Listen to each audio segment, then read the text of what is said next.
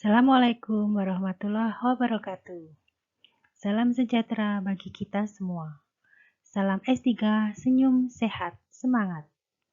Annyeonghaseyo. Hai Macan dan Magan. Apa kabar? Semoga selalu dalam keadaan sehat ya. Hari ini Bunda Nurul akan memberikan materi tentang PHBS. Perilaku hidup bersih dan sehat. Yuk simak bareng-bareng ya.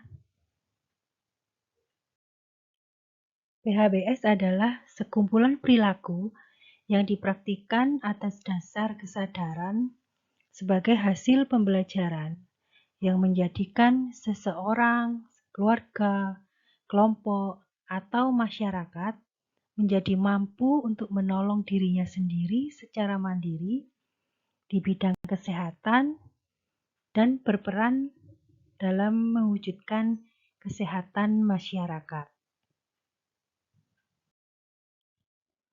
PHBS ada di berbagai bidang, di antaranya di bidang gizi, kemudian bidang KIA dan KB, bidang kesehatan lingkungan, bidang pemeliharaan kesehatan, bidang gaya hidup sehat, bidang obat dan farmasi, ataupun juga ada di bidang-bidang yang lain.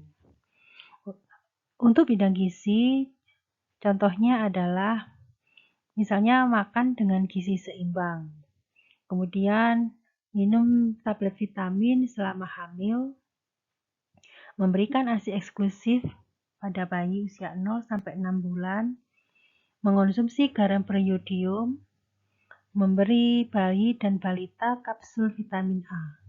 Ini biasanya dilakukan pada bulan Februari dan Agustus. Untuk contoh-contoh yang lain bisa dibaca di sini. Tujuan PHBS antara lain yaitu meningkatkan derajat kesehatan seseorang, kemudian memelihara kebersihan diri seseorang, mencegah penyakit, meningkatkan rasa percaya diri, serta menciptakan keindahan. Selanjutnya, sasaran strategis Promkes. Promosi kesehatan ini dilakukan untuk mewujudkan perubahan perilaku yang mendukung peningkatan derajat kesehatan sehingga menjadi mandiri untuk melakukan PHBS. Dan di sini perlu adanya pemberdayaan masyarakat sebagai proses pengorganisasian potensi masyarakat di bidang kesehatan sehingga masyarakat mampu mengatasi dan meningkatkan kesehatannya serta berperan aktif secara mandiri. Dan ini untuk terwujudnya desa siaga. Peran Promkes dalam PHBS ini adalah yang pertama melakukan kampanye, ini melalui media elektronik atau website atau pameran atau mungkin media yang lain. Kemudian yang kedua perannya adalah untuk memantapkan jejaring kemitraan, dan peran Promkes yang ketiga yaitu untuk mengembangkan PHBS di semua tatanan. Macam tatanan dalam Promkes ada 5. Yang utama adalah tatanan rumah tangga, kemudian tatanan tempat kerja, tatanan fasilitas pelayanan kesehatan, tatanan institusi pendidikan, dan tatanan tempat-tempat umum.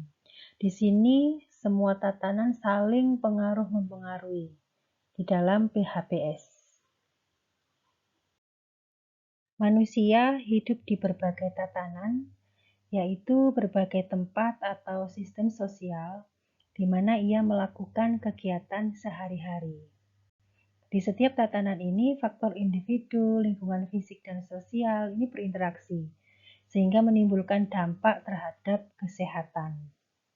Setiap tatanan memiliki kekhasan, sehingga pembinaan PHBS harus disesuaikan dengan tatanan di masing-masing wilayah. Yang pertama adalah tatanan PHBS di rumah tangga, yaitu upaya untuk memberdayakan anggota rumah tangga agar mereka menjadi tahu, kemudian mau, dan akhirnya mampu mempraktikkan PHBS serta berperan aktif di dalam menggerakkan gerakan dalam kesehatan di masyarakat. Sasaran dari PHBS di tatanan rumah tangga ini yaitu antara lain pasangan usia subur, kemudian ibu hamil, ibu menyusui, anak dan remaja, lansia, serta pengasuh anak. Ada 10 indikator PHBS di tatanan rumah tangga. Yang pertama, persalinan ditolong oleh tenaga kesehatan. Kemudian yang kedua, memberi bayi ASI eksklusif. Yang ketiga, menimbang balita setiap bulan. Yang keempat, menggunakan air bersih. Yang kelima, mencuci tangan dengan sabun atau biasa disingkat CTPS. Kemudian yang keenam, menggunakan jamban sehat. Yang ketujuh, memberantas jentik nyamuk. Yang kedelapan, mengkonsumsi buah dan sayur setiap hari. Yang kesembilan, melakukan aktivitas fisik setiap hari. Dan 10, tidak merokok di dalam rumah. Selanjutnya adalah proporsi rumah tangga dalam melakukan PHBS tahun 2013. Ini saya mendapatkan data ini dari web Promkes Kemenkes.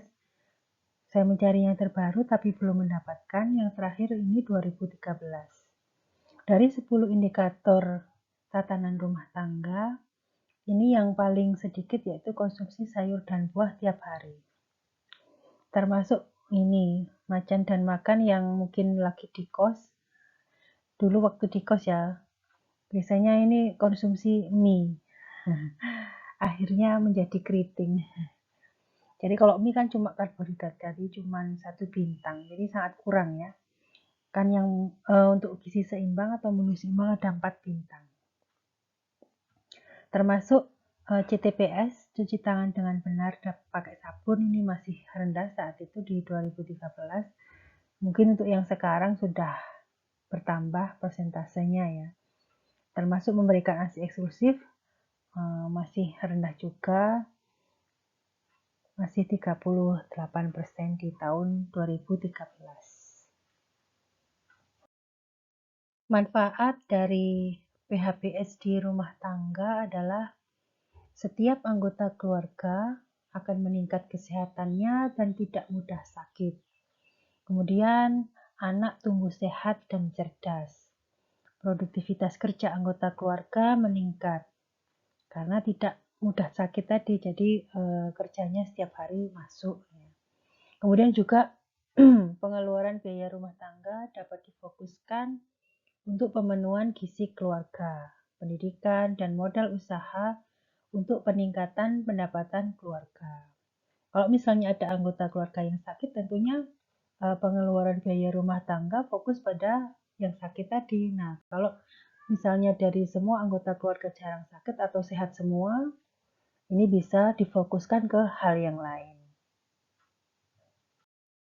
Selanjutnya adalah peran kader dalam pembinaan PHBS dan kesehatan ibu dan anak di rumah tangga. Jadi peran kader untuk pembinaan PHBS antara lain yaitu yang pertama, melakukan pendataan rumah tangga pada ibu hamil, ibu menyusui, anak baru lahir, balita yang ada di wilayahnya dengan menggunakan kartu PHBS.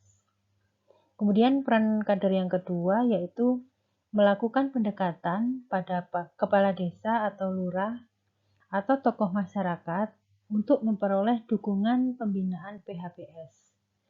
Ini termasuk strategi dari Promkes ya, yang pertama tentang advokasi atau kebijakan. Yang ketiga, peran kader yaitu mengadakan sosialisasi atau penyuluhan PHBS di rumah tangga yang ada di desa atau kelurahan melalui kelompok dasawisma. Di sini juga merupakan strategi Promkes yang kedua yaitu bina suasana. Dan peran kader selanjutnya yaitu melakukan gerakan PHBS pada ibu, keluarga, kelompok, atau massa. Ini sebagai wujud dari strategi Promkes yang ketiga yaitu pemberdayaan masyarakat. Peran kader yang kedua yaitu pembinaan kesehatan ibu dan anak. Yang pertama, memanfaatkan kesempatan di desa atau di kelurahan untuk memberikan penyuluhan tentang pentingnya persalinan ditolong oleh tenaga kesehatan. Kalau dulu masih ada ditolong oleh dukun ya. Kalau sekarang mungkin sudah jarang sekali. Selanjutnya, bersama tokoh masyarakat setempat, ini berupaya menggerakkan masyarakat dalam kegiatan yang mendukung keselamatan ibu dan bayi. Misalkan kalau di desa sekarang kan ada mobil operasional, nah ini juga bisa dimanfaatkan bersama dengan warga atau bersama dengan pengurus warga setempat. Misalnya kalau ada ibu melahirkan yang memerlukan pengantaran, nah ini bisa menggunakan mobil operasional tersebut. Atau mungkin ada hal lain yang terkait dengan kesepakatan dengan Pak Kepala Desanya atau lurahnya atau tokoh masyarakat setempat. Yang ketiga, menganjurkan ibu untuk memeriksakan kesehatan selama masa nifas. Jadi memang ada anjuran pada ibu setelah melahirkan untuk memeriksakan dirinya. Istilahnya ada kunjungan nifas 1 sampai nifas 4. Selanjutnya menganjurkan ibu untuk memberikan ASI eksklusif, yaitu hanya diberi ASI pada bayi usia 0 sampai 6 bulan. Jadi hanya ASI, karena ASI adalah makanan utama bayi. Yang kelima, memberikan penyuluhan pada ibu hamil dan ibu menyusui di posyandu tentang pentingnya memberikan ASI eksklusif, termasuk manfaat ASI, kemudian manfaat IMD, kemudian bagaimana memproduksi supaya produksi ASI-nya banyak. Di sini termasuk peran dari kader. Dan tidak hanya fokus pada ibu hamil atau ibu menyusui saja, termasuk pada keluarga yang ikut mengantar. Jadi ikut mendengarkan penyuluhan dari kader ini. Peran kader selanjutnya adalah pembinaan kesehatan ibu dan anak, yaitu melakukan kunjungan rumah pada ibu nifas yang tidak datang ke posyandu dan menganjurkan agar rutin memeriksakan kesehatan bayinya. Jadi perannya di sini adalah mengajak. Jadi mendatangi kemudian mengajak pada ibu nifas yang tadi tidak hadir untuk supaya hadir di posyandu berikutnya. Peran selanjutnya yaitu memantau jumlah kunjungan ibu yang datang untuk menimbang bayi dan balita di posyandu.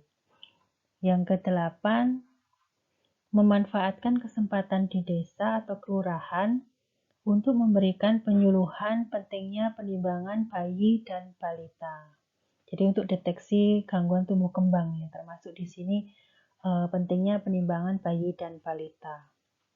Yang kesembilan, melakukan kunjungan rumah pada ibu yang tidak datang ke posyandu membawa balitanya, serta menganjurkan agar rutin menimbang bayi dan balitanya di posyandu, paling tidak 1 bulan sekali ya. Kemudian yang terakhir, mengadakan kegiatan yang menarik, misalnya lomba bayi dan balita sehat, kemudian lomba masak makanan balita sehat, atau kegiatan makan bersama balita. Biasanya di sini kader menyediakan PMT ya. Yang sering saya ketahui biasanya menyediakan kacang hijau. Nah, di sini semua balita atau bayi di atas 6 bulan ini mendapatkan. Yang kedua, tentang tatanan PHBS di institusi pendidikan, yaitu sekumpulan perilaku yang dipraktekkan oleh peserta didik, guru, dan masyarakat lingkungan sekolah atas dasar kesadaran sebagai hasil pembelajaran supaya bisa mandiri dan akhirnya mampu mencegah penyakit, meningkatkan kesehatan, serta berperan aktif dalam mewujudkan lingkungan sekolah yang sehat. Nah, sasaran primer ini harus mempraktekkan perilaku yang dapat menciptakan institusi institusi pendidikan ber-PHBS. 8 indikator PHBS di sekolah antara lain yaitu mencuci tangan dengan air bersih yang mengalir dan sabun atau CTPS, kemudian jajan di kantin sekolah yang sehat. Nah, sehat ini biasanya biasanya dilakukan evaluasi oleh petugas UKS yang kerjasama dengan puskesmas ya. Yang ketiga yaitu membuang mantan pada temannya. Salah, membuang sampah pada tempatnya. Jadi di sini biasanya di sekolah juga disediakan tempat sampah yang ada warnanya itu ya. Jadi untuk sampah organik sendiri, sampah anorganik sendiri. Yang keempat, mengikuti kegiatan olahraga di sekolah. Yang kelima, menimbang berat badan dan tinggi badan setiap bulan. Nah, di sini ada KMS-nya sendiri untuk anak SD sendiri, SMP dan SMA, dan pria ataupun wanita ada sendiri-sendiri. Jadi tinggal memasukkan. Selanjutnya, tidak merokok di sekolah. Ini utamanya untuk para guru ataupun petugas atau warga sekolah ya, misalnya petugas kantin atau petugas keamanan, petugas kebersihan. Nah, untuk siswanya pasti tidak boleh untuk merokok ya. Selanjutnya, memberantas jentik nyamuk di sekolah secara rutin. Ini juga ada pengecekan di setiap tempat penyimpanan air. Dan yang nomor 8, BAB dan BAK di jamban sekolah. Apa sih manfaat PHBS di sekolah? Yaitu yang pertama, terciptanya sekolah yang bersih dan sehat. Yang kedua, meningkatnya semangat proses belajar mengajar yang berdampak pada prestasi belajar peserta didik. Yang ketiga, citra sekolah sebagai institusi pendidikan semakin meningkat ya, karena mungkin bersih, kemudian siswa-siswinya atau para guru warga sekolahnya sehat. Yang keempat, meningkatnya citra pemerintah daerah di bidang pendidikan. Dan yang kelima, bisa menjadi percontohan sekolah sehat bagi daerah lain. Selanjutnya adalah PHBS di tempat kerja. Adalah upaya untuk memberdayakan para pekerja agar mereka menjadi tahu, kemudian mau, dan akhirnya mampu mempraktikkan PHBS, serta berperan aktif dalam mewujudkan tempat kerja yang sehat. Nah, sasaran primernya ini para pegawai perusahaan tadi atau tenaga-tenaga kerjanya bisa mempraktekkan perilaku yang menciptakan tempat kerja yang ber-PHBS. 9 indikator PHBS di tempat kerja antara lain tidak merokok di tempat kerja. Nah, ini biasanya disediakan tempat khusus untuk bagi yang perokok ya, pada saat jam istirahat misalkan. Yang kedua, membeli dan mengkonsumsi makanan dari tempat kerja, atau biasanya banyak yang bontot ini biasanya, jadi membawa makanan sendiri dari rumah. Kemudian yang ketiga, melakukan olahraga secara teratur atau aktivitas fisik. Ini bisa mungkin setiap hari Jumat, itu ada olahraga bersama, ya. Atau jalan sehat bersama, itu ada di beberapa perusahaan atau di tempat kerja. Yang keempat, mencuci tangan atau CTPS tadi sebelum makan atau sesudah BAB dan BAK. Yang kelima, memberantas jentik nyamuk yang ada di tempat kerja. Ini juga biasanya dievaluasi oleh petugas dari puskesmas ya. Kemudian selanjutnya menggunakan air bersih, jadi harus menyediakan ya di perusahaan itu atau tempat kerja itu, dan juga ada jambannya untuk BAB BAK-nya. Kemudian sama seperti yang di sekolah tadi, untuk sampah ini juga ada pembedaan ya antara sampah organik dan sampah anorganik. Dan yang terakhir, yang ke-9, yaitu menggunakan APD atau alat pelindung diri sesuai dengan jenis pekerjaan. Jadi perlu diingat, ini yang paling penting ya, jadi APD ini sesuai dengan jenis pekerjaannya. Jadi misalnya apakah harus menggunakan masker atau sarung tangan atau pakai celemek ya, itu ada berbagai macam APD yang bisa disiapkan oleh tempat kerja. Baik, demikian tadi yang bisa Ibu jelaskan untuk PHBS dan untuk kelanjutannya ada di PHBS yang kedua ya. Terima kasih perhatiannya. Bunda akhiri. Wassalamualaikum warahmatullahi wabarakatuh. Salam S3. Senyum, sehat, semangat. Kamsahamnida. Terima kasih.